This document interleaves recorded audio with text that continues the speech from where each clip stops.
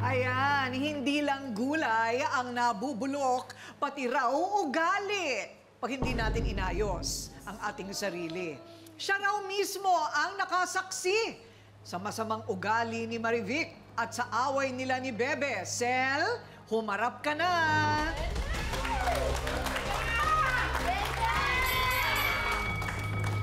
Mahihinhin ang ating mga panauhing, ano? Opo. Oo, para maiba-iba naman, hindi sila nag-uupakan. Ayan.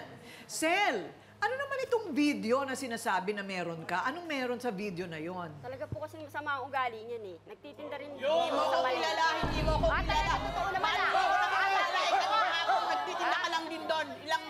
Ilang taon ka pa lang. po kasi yun, Ma'am Corina. Napunta po ako sa tabi ng pwesto niya. Pinalayas po ako niyan. Binasapo ko yung paninda ko. Ganun po masama talaga ugali meron yan. Pinupwestuhan niya. Paano ko mabibilan? Di talaga pong masama ugali niya. Meron po nga po nagpadaan na talagang pinaalis Hindi mo alam, ako ang biktima dito. Ikaw talaga ang masama ugali meron ka talaga. Hindi ka marunong makasama sa mga tindera. Hindi mo alam kung anong pinasasabi mo dahil kailan ka lang nagtinda. O sige nga, pakita nga ng eksena ng away. Tama ba?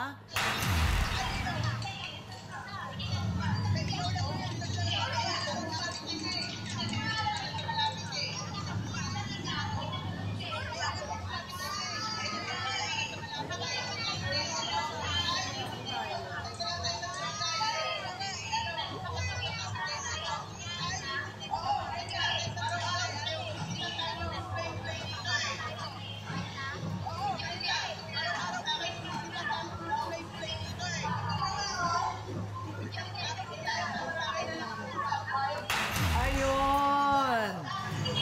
Dahil sa eksena na yon, yung nakita po natin, pinabarangay mo na, Opo. Marivic, si Bebe. Opo. Kasi nga, para magkaroon ng solusyon. Opo. Anong sabi ng barangay?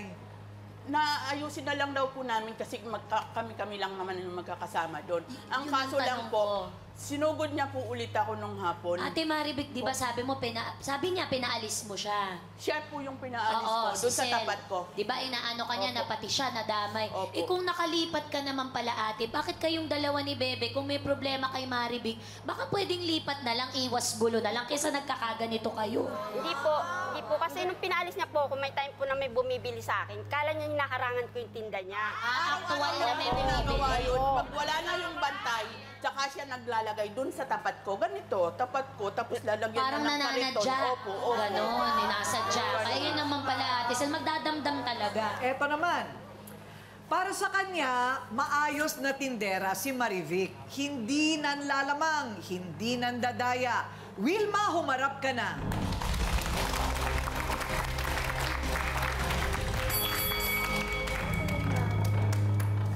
O ikaw naman, ano ang patotoo mo?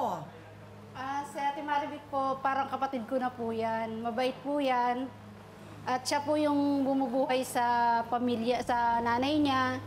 86 years old na po. Sa pagtitinda lang po niya nakukuha yung pang-araw-araw nilang gastusin.